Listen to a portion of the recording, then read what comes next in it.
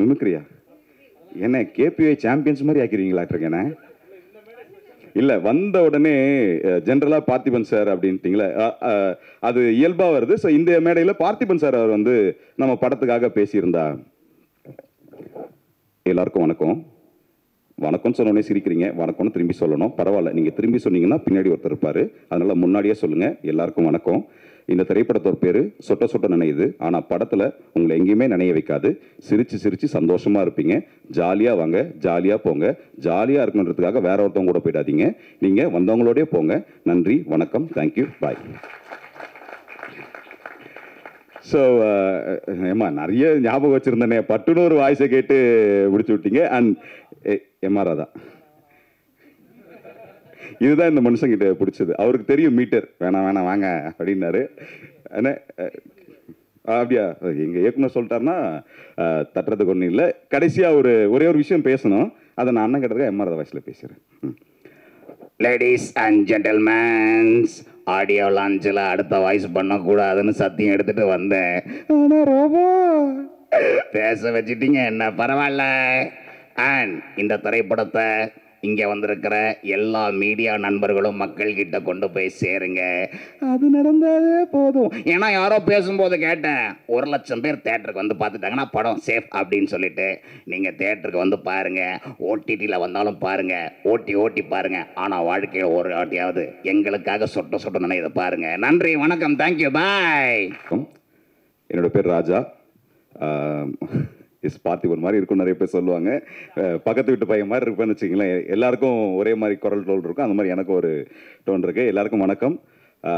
கலக்கப்போவது யாரு, அதில் விஜய் டிவியில் பயணம் ஆரம்பித்து கிட்டத்தட்ட ஒரு 6-7 வருஷமாக டிவி சேனல்ஸில் ஒர்க் பண்ணிகிட்டு இருந்தேன். அதுக்கடுத்து டிஜிட்டலில் ஒர்க் பண்ணிகிட்டு இருந்தேன். இப்போ எல்லா நடிகருக்கும் இருக்கக்கூடிய முதல் கனவு அப்படின்றது வந்து 70mm தன்னோட முகத்தை பார்க்கறது தான். உண்மையாக இந்த மேடையில் வந்து யார் சந்தோஷமாக இருக்காங்களோ இல்லையோ, சத்தியமாக நான் சந்தோஷமாக இருக்கேன். இந்த ப்ரிவ்யூ போடும்போதே முகத்தை இவ்வளோ பெரிய ஸ்க்ரீனில் பார்க்கும்பொழுது ரொம்ப சந்தோஷமாக இருக்குது. அதை தாண்டி இந்த ப்ராஜெக்ட்டு நிறைய இன்னல்களை தாண்டி வந்த ப்ராஜெக்ட். எல்லா படமும் அப்படி தான், படம் எடுக்கும்போது தான் தெரியுது அது எவ்வளோ கஷ்டம்னு சொல்லிட்டு. அந்த வகையில் இந்த இடத்துல ஒரு நல்ல கைத்தறல் கொடுத்துடலாம் எங்களோட இயக்குனர் நவீத் எஸ் ஃபரீத் அவர்களுக்கு. சத்தியமாக சொல்கிறேன், இந்த மனுஷன் டிரெக்டராக இருக்கிறதுனால நாங்கள் கோ டிரெக்டராக இருந்து இந்த படத்தை எடுத்து முடிச்சிட்டோம். அவர் இன்ஜினியர் இருந்தால் நாங்கள் சித்தாள் பெரியாளாக இருந்து அவர் கூட சேர்ந்து வேலை பார்த்துருப்போம். ஏன்னா அவ்வளோ அழகாக ஒரு வேலையை டென்ஷனே இல்லாமல் எப்படி வாங்கணும் கூலாக வச்சுப்பார். நிறைய மேடைகளில் அவங்கவுங்க படத்தில் ஒர்க் பண்ணவங்க அந்த டிரெக்டர்ஸை பேசும்போது அது எப்படி ஜாலியாக இருக்க முடியும் அப்படிலாம் யோசிப்போம்ல. அந்த ஸ்பாட்டுக்கு போனால் தான் தெரியுது, ஒரு ஷாக் அப்சர்வர் மாதிரி எல்லா வழியையும் தனக்குள்ளே ஏற்றுக்கிட்டு எங்களை ரொம்ப கூலாக படத்தை சூப்பராக முடிக்க வச்சார். இந்த இடத்துல நான் தாராளமாக சொல்லலாம்னு நினைக்கிறேன். இந்த திரைப்படத்தை நாங்கள் 16 நாளில் ஷூட்டிங் முடித்தோம். 2 நாள் பாடல்கள் எடுத்தோம். அந்த கோல்கப்பா சாங் மொத்தமாக 18 நாளில் ஒரு திரைப்படத்தை முடித்தோம். எங்களுக்கு தெரியாது ஒரு படம் இவ்வளோ சீக்கிரம் முடியும்னு. அதுக்கு ஒரு மிகப்பெரிய காரணம், ஓடு ஓடு ஓடு தள்ளு தள்ளு தள்ளு தள்ளு, அடுத்த சீன் வா, போகலாம் போகலாம் போகலாம், என்ன பேப்பரில் இருக்கோ அதை எடுத்தார். ரொம்பவே ஸ்கிரிப்ட்லேயே எடிட் பண்ணார். ரொம்ப நன்றி நவீத் அவர்களே. இந்த படம் எடிட்டிங்காக டேபிளுக்கு போனதுக்கப்புறம் அவர் உழைச்ச உழைப்பு ரொம்ப அதிகம். இந்த படத்தை மக்கள்கிட்ட கொண்டு போய் சேர்க்கணுன்னு ரைசிங் ரேப்பரை வச்சு ஜித்தேஷ் கூட இணைந்து இந்த சொட்ட ஆந்தம் அப்படின்ற ஒரு ஐடியாவை கொண்டு வந்து அதை எக்ஸிக்யூட் பண்ணதுலேருந்து ஆரம்பித்து நிறைய விஷயங்கள் பண்ணியிருக்காங்க. அதை தாண்டி இந்த படத்தில் நடித்த நிறைய பேருக்கு இது முதல் திரைப்படம். ஒரு நல்ல கைத்தட்டல் அந்த எல்லாருக்கும் கொடுத்துடலாம். எல்லாருக்கும் வாழ்த்துக்கள். உண்மையாகவே ஒரு ஃபேமிலி மாதிரி இருந்தது. பொதுவாக ஒரு திரைப்படம் பண்ணியிருக்கீங்களா, இந்த படம் எப்படி இருக்கும் எல்லாருமே கேட்பாங்க. என்னைய கேட்டிங்கன்னா இந்த படத்துக்கு திரைக்கதை எழுதியிருக்கேன், வசனம் எழுதியிருக்கேன், கோ டைரக்ஷன் பண்ணியிருக்கேன், நடிச்சும் இருக்கேன். என்னடா இவ்வளோ வேலை பார்த்துருக்கேன் அப்படின்னா, நான் விஜய் டிவியில் வேலை பார்க்கும்போதும் ஸ்கிரிப்டும் எழுதியிருக்கேன், நடிச்சிருக்கேன். டிஜிட்டலில் பண்ணும்பொழுதும் நான் எழுதியிருக்கேன், நடிச்சிருக்கேன். ஸோ இங்கே எனக்கு வந்து அது பெருசாக தெரியல. ஆனால் இவ்வளோ பெரிய வேலையை ப்ரோ நீங்கள் பண்ணுவீங்க ப்ரோ, தாராளமாக பண்ணுங்க போன்னு தோலை தட்டி பின்னாடி ஒரு பேக்கப்பாக இருந்த நவீதுக்கு தனிப்பட்ட முறையில் ஒரு நன்றியை தெரிவிச்சுக்கிறேன். இந்த திரைப்படம் எந்த மாதிரியான திரைப்படம் அப்படின்னா, நம்ம எல்லாரும் வேலையை விட்டு போயிட்டு ஒரு 9 மணி 10 மணி போல் வீட்டுக்கு ரீச் ஆகிட்டு கை கழுவிட்டு சாப்பிட உட்காருவோம். அப்போ யதார்த்தமாக ஒரு டிவி சேனல் வச்சா ஒரு படம் போயிட்டுருக்கோம். அந்த படத்தை பாதியில் இருந்தால் நம்ம உட்காந்து பார்க்க ஆரம்பிப்போம்.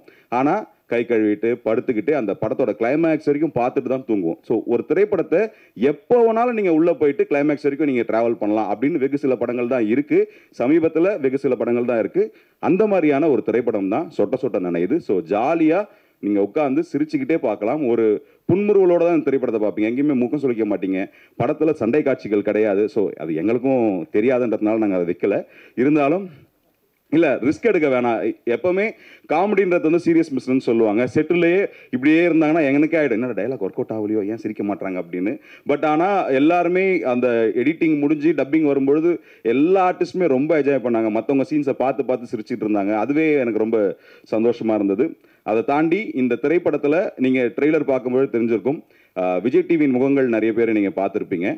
விஜய் டிவியில் இருக்கக்கூடிய நிறைய நடிகர்களை நீங்கள் ஒரு மிமிக்ரி ஆர்டிஸ்டாக பார்த்துருப்பீங்க, இல்லை ஒரு கெட்டப் போடுறவனாக பார்த்துருப்பீங்க. எல்லாருக்குள்ளேயும் இருக்கிற ஒரே ஒரு ஏக்கம் தான் நடிகனாக மாறணும்னு. இந்த திரைப்படத்தில் நீங்கள் அந்த கேபி ஆர்டிஸ்ட்டை நிறைய திரைப்படங்களில் பார்த்துருப்பீங்க. இந்த திரைப்படத்தில் அவங்க எல்லாம் ஒரு கேரக்டர் ஆர்டிஸ்டாக நடிச்சிருக்காங்க. அதுக்கு ஒரு நல்ல கைத்தட்டலும் கொடுத்துடலாம், அவங்களுக்கு வாழ்த்துக்களும் தெரிவிச்சிடலாம்.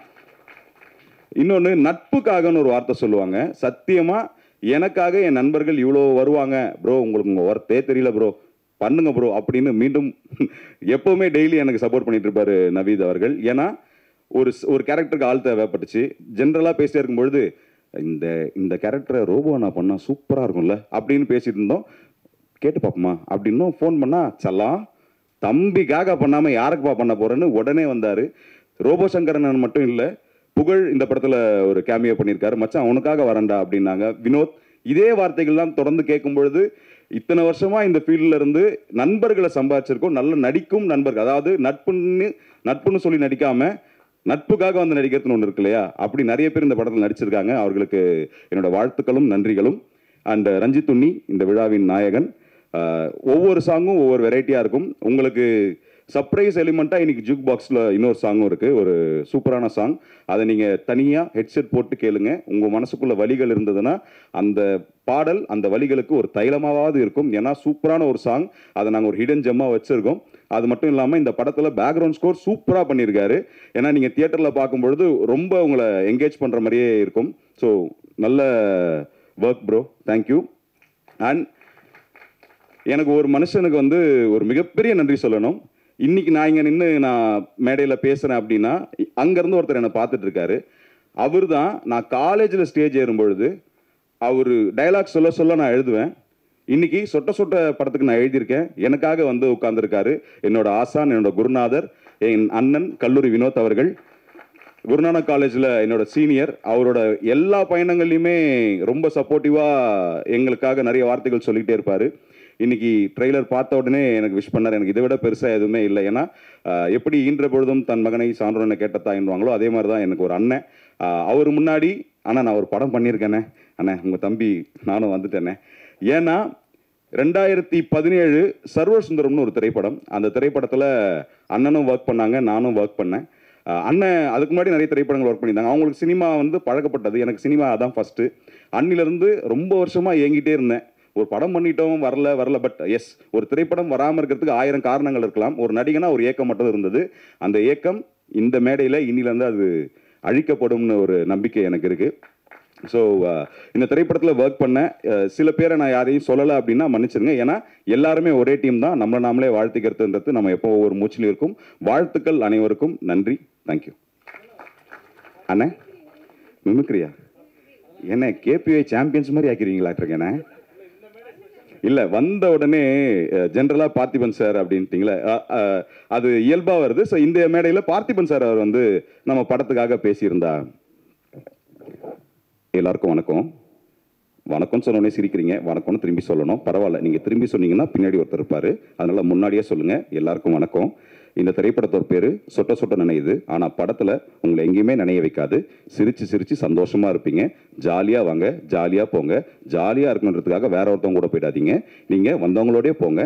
நன்றி, வணக்கம், தேங்க்யூ, பாய்.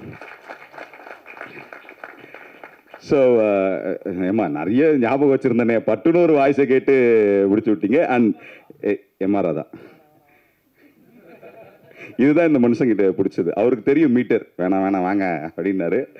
என்ன அப்படியா, எங்கள் இயக்குனர் சொல்லிட்டாருன்னா தட்டுறதுக்கு ஒன்றும் இல்லை. கடைசியாக ஒரே ஒரு விஷயம் பேசணும். அதை நான் அண்ணன் கிட்டக்க எம்ஆராதா வாய்ஸில் பேசுகிறேன். லேடிஸ் அண்ட் ஜென்டல்மேன்ஸ், ஆடியோ லான்ச்சில் அடுத்த வாய்ஸ் பண்ணக்கூடாதுன்னு சத்தியம் எடுத்துட்டு வந்தேன். ஆனால் ரொம்ப பேச வச்சுட்டீங்க, என்ன பரவாயில்ல. அண்ட் இந்த திரைப்படத்தை இங்கே வந்திருக்கிற எல்லா மீடியா நண்பர்களும் மக்கள்கிட்ட கொண்டு போய் சேருங்க. அது நடந்தாலே போதும். ஏன்னா யாரோ பேசும்போது கேட்டேன், 1,00,000 பேர் தேட்டருக்கு வந்து பார்த்துட்டாங்கன்னா படம் சேஃப் அப்படின்னு சொல்லிட்டு. நீங்கள் தேட்டருக்கு வந்து பாருங்கள், ஓடிடியில் வந்தாலும் பாருங்கள், ஓட்டி பாருங்கள். ஆனால் வாழ்க்கையில் ஒரு வாட்டியாவது எங்களுக்காக சொட்ட நினைவு பாருங்கள். நன்றி, வணக்கம், தேங்க்யூ, பாய். மொத்தத்தில் இந்த மேடை பயங்கரமாக இருக்குதுன்னு நினைக்கிறேன். இன்னும் நிறைய பேர் வேற பேச வேண்டி இருக்கிறாங்க. சார், இது சொட்ட நனையுது எஃப்லிம் பை கேபி டீம்னு போட்டுடலாம் போல இருக்கு. ஐயோ, நீங்கள் இருக்கணும். ஆளாளுக்கு இப்படி ஒரு கண்டென்ட் கொடுத்தா என்னதான் பண்ணுறது? அடுத்து நான்